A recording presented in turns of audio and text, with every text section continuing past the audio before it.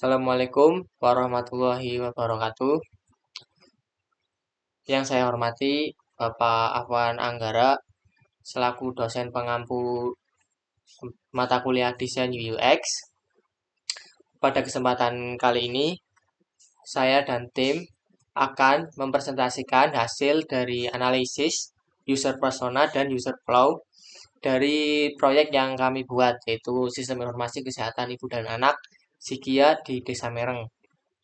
Nah, sebelumnya saya akan memperkenalkan dulu anggota dari tim kami, yaitu tim Melankolik yang beranggotakan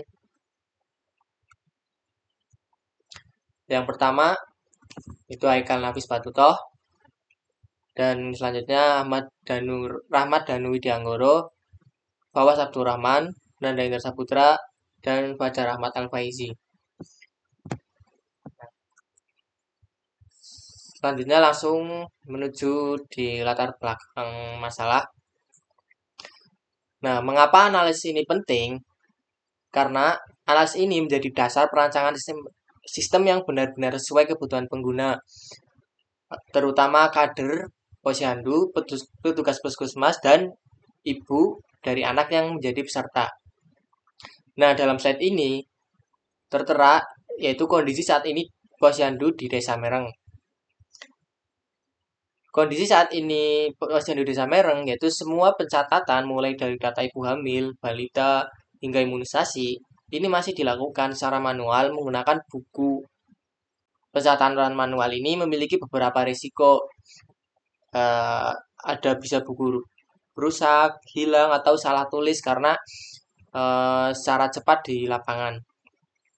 Selain itu, data yang dicatat tidak langsung masuk ke sistem digital sehingga kader harus menyalinnya lagi ke dalam format laporan bulanan.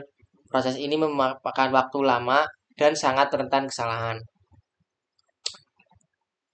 Selanjutnya, masalah seperti ini pada akhirnya akan menghambat kecepatan pelayanan tentunya dan berdampak pada keterlambatan pelaporan di puskesmas.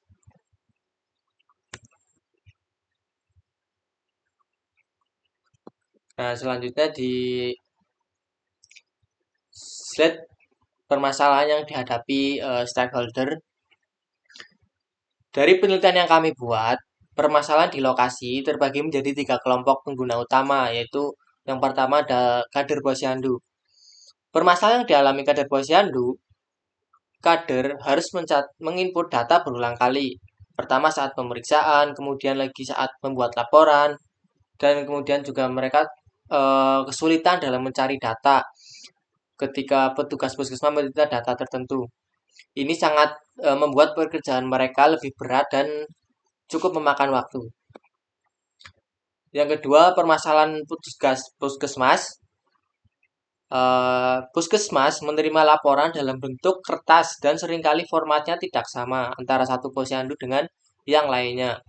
Yang pada akhirnya mereka harus melakukan rekap ulang secara manual setiap bulannya yang tentu juga akan menghabiskan banyak waktu.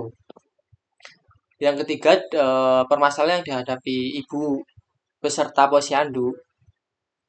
Ini ibu-ibu peserta posyandu ini sering lupa jadwal posyandu berikutnya atau jadwal imunisasi anak. Mereka juga tidak memiliki riwayat kesehatan anak secara digital sehingga tidak bisa memantau perkembangan anak secara menyeluruh.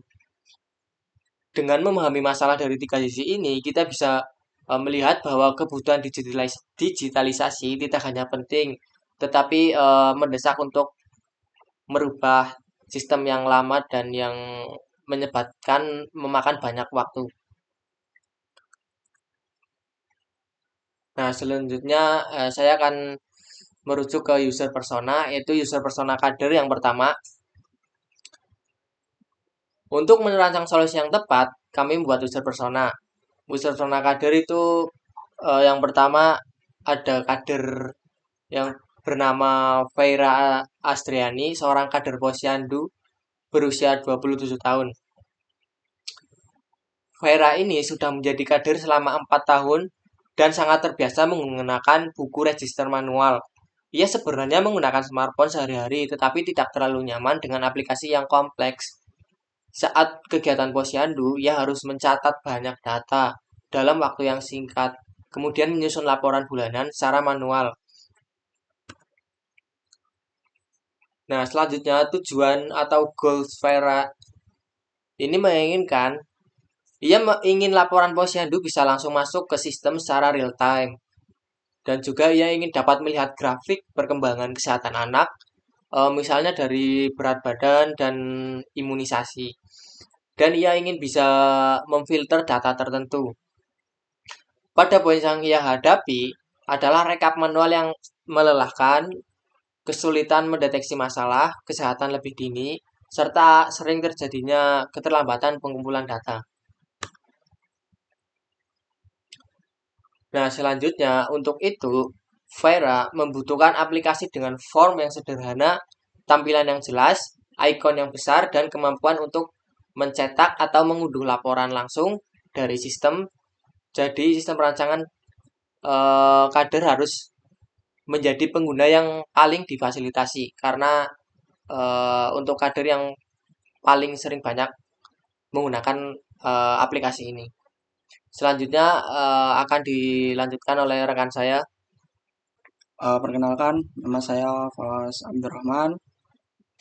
Di sini saya akan menjelaskan mengenai user persona yang kedua, yaitu petugas puskesmas. Nah, untuk nama personanya sendiri yaitu Dwi Cahyani, berusia 37 tahun, pekerjaan petugas puskesmas. Nah, untuk latar belakangnya, Dwi bertugas mengelola data kesehatan dari 10 posyandu wilayahnya. Selama ini, laporan datang dalam bentuk kertas dengan format yang berbeda, sehingga proses rekap bulanan menjadi lama. Nah, ia terbiasa bekerja dengan data dan komputer, namun membutuhkan sistem monitoring yang lebih cepat dan terorganisir. Nah, untuk tujuan atau goalsnya yaitu menginput data pemeriksaan ibu dan anak dengan cepat dan rapi. Kemudian laporan bulanan dapat dibuat otomatis tanpa rekap manual. Kemudian data tersimpan aman dan mudah dicari kembali. Untuk pain points-nya, pencatatan manual memakan waktu lama dan rawan kesalahan. Kemudian laporan harus ditulis ulang sehingga melelahkan. Dan yang ketiga, sulit mencari data jika buku hilang atau tercecer. Nah, kemudian untuk motivasi ia, yaitu ingin mempermudah pekerjaan posyandu sehari-hari. Kemudian yang kedua, ingin pekerjaan puskesmas lebih cepat dan akurat. Dan yang ketiga, mendukung peningkatan layanan kesehatan desa.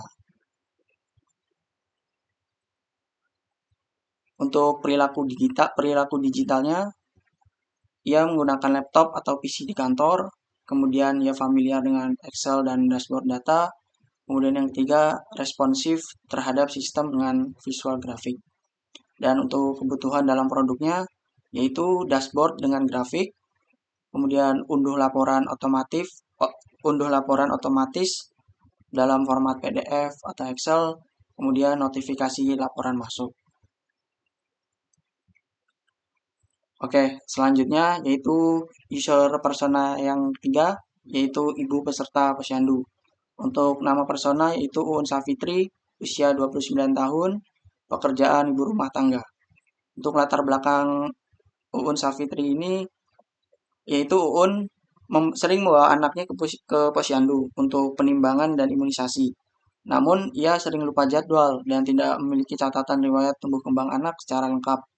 Ia aktif menggunakan smartphone dan menyukai tampilan aplikasi yang sederhana dan visual.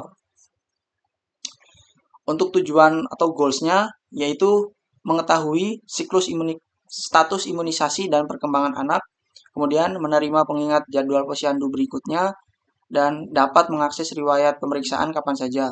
Untuk pain points-nya, ia sering lupa jadwal imunisasi.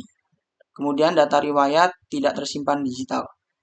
Untuk motivasinya, yaitu menjaga tumbuh kembang anak dengan optimal, kemudian ingin lebih paham kondisi kesehatan anak, dan ingin beralih ke digitalisasi agar efisien. Selanjutnya untuk perilaku digitalnya, ia menggunakan smartphone setiap hari, familiar dengan aplikasi sosial seperti WhatsApp, Instagram, dan TikTok. Menyukai tampilan yang simpel. Dan untuk kebutuhan dalam produknya, yaitu yang pertama riwayat tumbuh kembang anak, yang kedua pengingat notifikasi jadwal imunisasi, kemudian yang ketiga konten dengan bahasa yang mudah dipahami, dan yang terakhir UI yang ramah bagi pengguna. Nah, mungkin itu mengenai user persona dari ketiga user yang dapat kami jelaskan. Untuk pembahasan lebih lanjutnya akan dijelaskan oleh rekan saya. Perkenalkan, nama saya Ikan Hafiz Batutoh. Di sini saya akan menjelaskan tentang user flow pengguna ibu dan anak.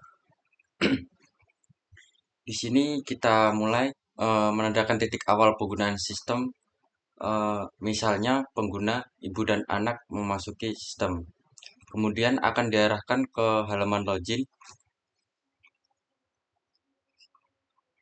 Sistem kemudian memeriksa status login pengguna, yaitu ada dua keputusan nantinya. Jika berhasil, pengguna masuk dan melanjutkan ke tahap selanjutnya. Jika tidak, pengguna diarahkan ke proses register untuk membuat akun, dan setelah pendaftaran selesai, mereka kembali ke halaman login atau lanjut ke dashboard peserta. Kemudian jika pengguna sudah melakukan register atau halaman login sukses, maka akan dilanjutkan menuju ke dashboard atau peserta. Pengguna akan dibawa ke dashboard utama yang menyediakan 4 opsi, yaitu diantaranya pilihan A, pilihan B, atau pilihan C, dan pilihan D. Jika pengguna memilih pilihan A, maka akan diarahkan ke fitur lihat profil dan riwayat anak.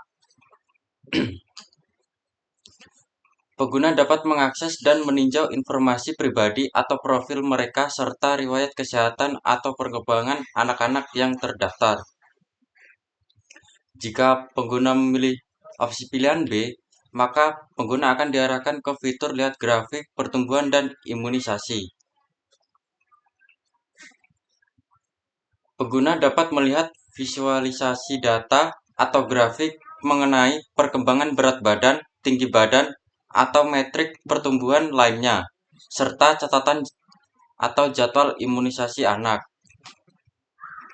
Kemudian jika pengguna memilih opsi pilihan C, maka pengguna akan diarahkan ke fitur terima notifikasi jadwal posyandu. Peserta. Pengguna menerima pengingat atau informasi penting terkait jadwal kegiatan posyandu. Misalnya penimbangan bulanan, pemberian vitamin, dan lain-lain. Yang terakhir, jika pengguna memilih opsi pilihan D, maka pengguna akan diarahkan ke fitur baca artikel edukasi kesehatan. Pengguna dapat mengakses dan membaca materi edukasi kesehatan yang relevan, mungkin berupa artikel atau tips parenting atau kesehatan anak. Yang terakhir, penyelesaian proses. Setelah peserta memilih dan menyelesaikan salah satu dari opsi fungsional di dashboard, alur proses pengguna sistem dianggap selesai. Selanjutnya akan dilanjutkan oleh rekan saya. Baik, saya akan menjelaskan tentang user flow kader. Diagram ini menggambarkan alur kerja sistem pencatatan kesehatan digital untuk kader. Tujuannya adalah mendigitalkan proses posyandu mulai dari login, pencatatan data pasien ibu dan anak, input hasil pemeriksaan, hingga pelaporan otomatis ke Puskesmas. Alur dimulai saat kader melakukan login dan masuk ke dashboard. Langkah pertama adalah pendataan identitas melalui menu input ibu dan anak. Di sini sistem memisahkan formulir untuk ibu dan anak agar data tersimpan rapi di database. Setelah identitas tersimpan, kita masuk ke inti kegiatan posyandu, yaitu input pemeriksaan. Sistem menyediakan form spesifik untuk memasukkan berat badan, tinggi badan, status imunisasi, dan catatan kesehatan lainnya. Setelah semua diisi, kader menekan simpan. Disinilah keunggulan sistem ini. Setelah data disimpan, sistem secara otomatis mengolah rekapan bulanan.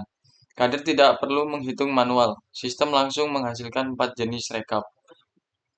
Contohnya pertumbuhan gizi, imunisasi, dan catatan kesehatan. Terakhir adalah hasil pengolahan tersebut menjadi laporan untuk kader. Di sini ada 2 aksi.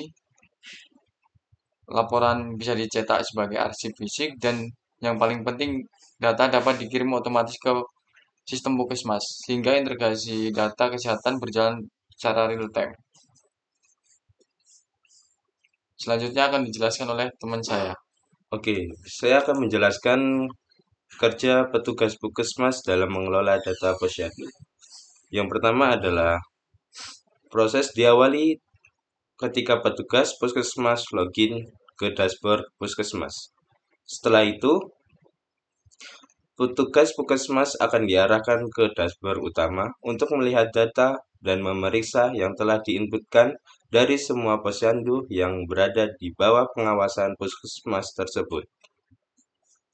Data yang telah dilihat terbagi menjadi 3 kategori. Yang pertama, berat badan dan tinggi badan, data imunisasi, dan catatan kesehatan lainnya.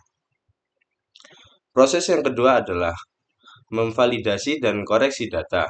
Ini merupakan tahap krusial untuk memastikan keakuratan data. Dalam tahap validasi, petugas melakukan 3 tindakan.